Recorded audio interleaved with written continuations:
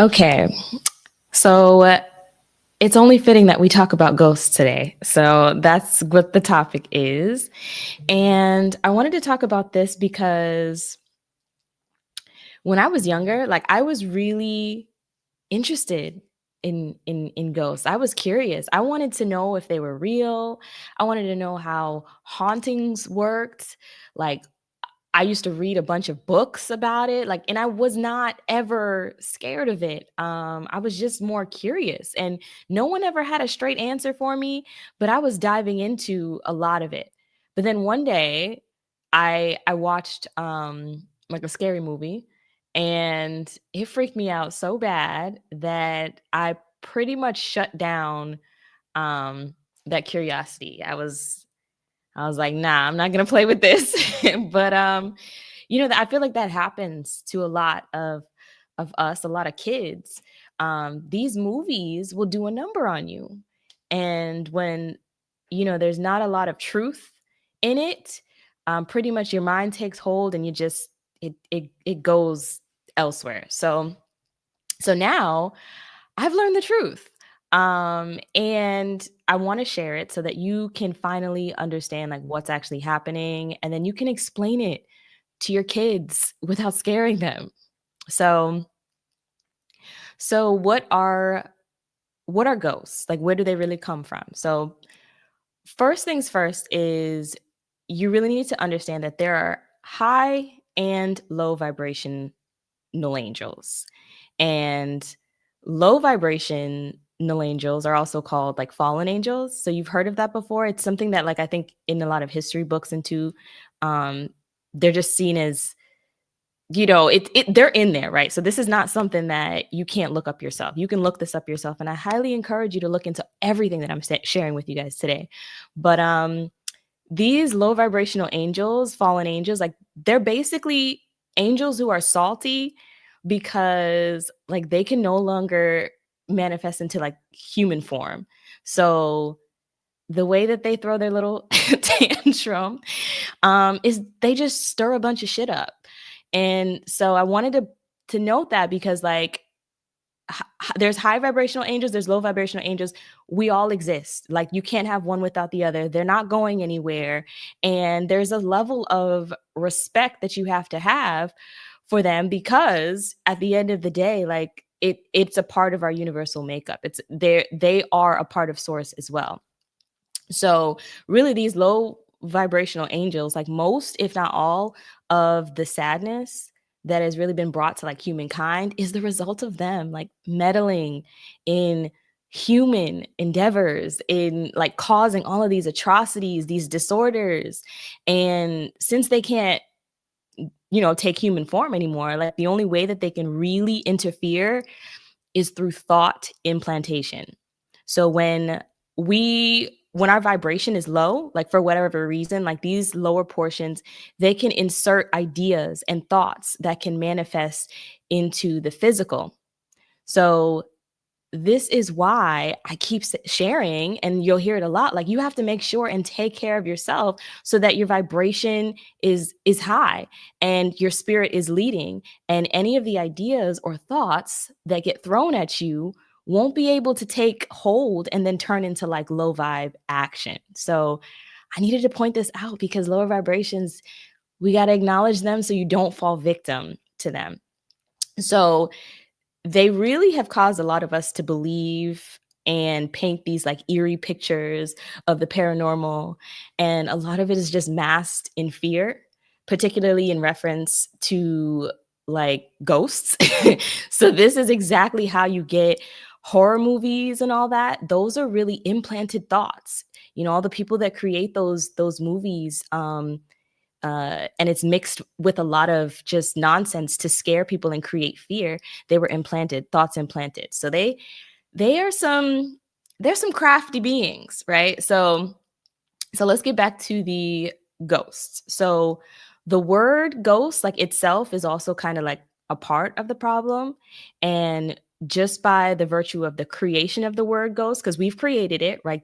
they have come to be. So remember, we're creators. So what we speak comes about. So humans literally created the concept of ghosts with our words and imagination. And then like the belief took hold. So what people are seeing or feeling isn't really a human soul like haunting a house. It's like energy. So if we're going into looking at souls now, right? Souls, when someone passes on, souls don't stick around in our realm. They don't need to settle any scores. They don't need to taunt humans. Like, why would they do that? Right? If you really sit down and think about it, like, why would a soul want to torment other people here? Like, they've done what they needed to do and they've passed on. They've moved on. So once someone passes, like, their soul is their soul is on to other things, right? It's impossible after death for spirits or souls to be seen in our world unless the soul has been reincarnated in a new body. So that's their choice, right? A soul, once they leave, they get to choose if they're, coming back. And if they come back, they're going to be in a completely different body, probably in a completely different place, doing completely different things. So if you think you're seeing a spirit, you're not actually really seeing the same person. Like, it might be something that you're picking up on entirely, like something else you're picking up on, right? That's where the thought implantation goes in. So so this is where it gets interesting, but also really beautiful. So really what it is when someone passes, there are these like pieces of memories of the person, or like their personality, and they are floating in the cosmos, in the universe. So these are memory fragments. They are like energetic leftovers of someone's experiences. So it's kind of like an echo, um, just floating. But these remains, or these like portions of memory, they can be messages that are sound and vibration, but they're not concrete. Like, you can't see them. So hauntings aren't like full spirits. They're like emotional recordings. So sometimes, like the fragments, what happens is they get picked up by other vibrations, and they get picked up by higher and lower ones, and then they get transmitted to us. So this could be, the transmissions could come through like mediums or other intuitives, and sometimes they could even come through people. Like, if you're dealing with grief at the loss of someone, you could be receiving a message from someone that is comforting you in that time. That could be them picking up the message as well. But the difference is, you have the high vibration, you have the low vibration. So if they are picked up by higher vibrations now, these are like angels involved, light beings, the message is going to feel uplifting, it's going to feel loving, it's going to feel healing.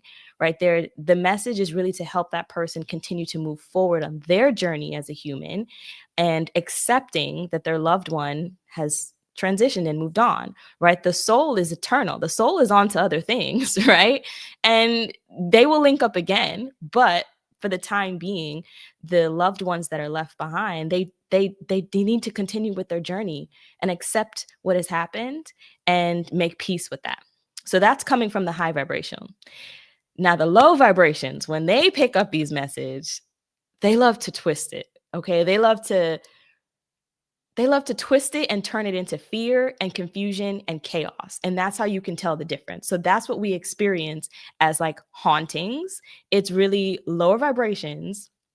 They like to cause mischief through like movement of objects, sounds, implantation of thoughts, ideas that are not true, playing on fear. So we're not going to discount that fallen angels, like, they got skills. Okay, they figured, like, since they can't be human, they're going to use the abilities they do have to just stir stuff up, like manipulating energy of the sort. Okay, so yes, they can move the objects, like I was saying. But if you look at science and different things, like energy can be manipulated in that way. And that's how they do it. They just really do it to scare you and freak you out. So we'll say, like, if you're seeing, like, whether it's a creak or like flickering of lights, like, it might not be your grandma that passed away, trying to say hi. Like, it's most likely lower vibrations messing with you. Okay. So if there's a message of high vibration, like you're going to receive it. Trust that. But the low vibration stuff is really just to create fear and to torment others. So like about haunted houses. So homes aren't haunted by the souls of the dead. But like I can see how people would get that.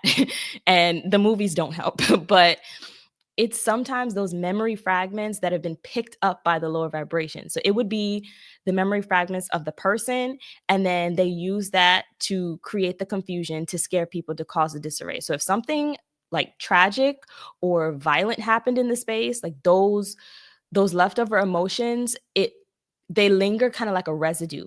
And then the lower vibrational energies, they like pick it up, attach, and put on a show, right? But again, it's not the full spirit. It's not the full spirit. It's not the same person that died. The full spirit of any person who died, like they have no reason to return unless it's within a different physical manifestation. Okay. So now we know, we're clear.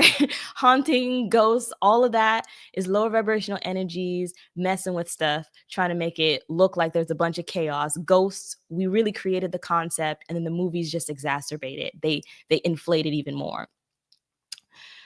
So how do you clear the energy? Okay? Because we've already confirmed, like, you're not crazy, there is the energy, but now we need to clear it. So if you ever feel like something is off or heavy in the space, like you can even ask out loud, are you of love and light? And usually like the silence you receive means a no. So here's what you should do. If you do encounter lower vibrations that are, pretty much it seems like they're impersonating the soul of someone, you need to send them away. Okay. You need to say this out loud. In the name of all there is, was, and ever shall be, I send you away to your proper place of existence, which is not in this home or on this land. So it is uttered. So it is done. I am grateful. And then you need to just believe that it worked, because that's how powerful you are. And lower vibrations know that. They know that.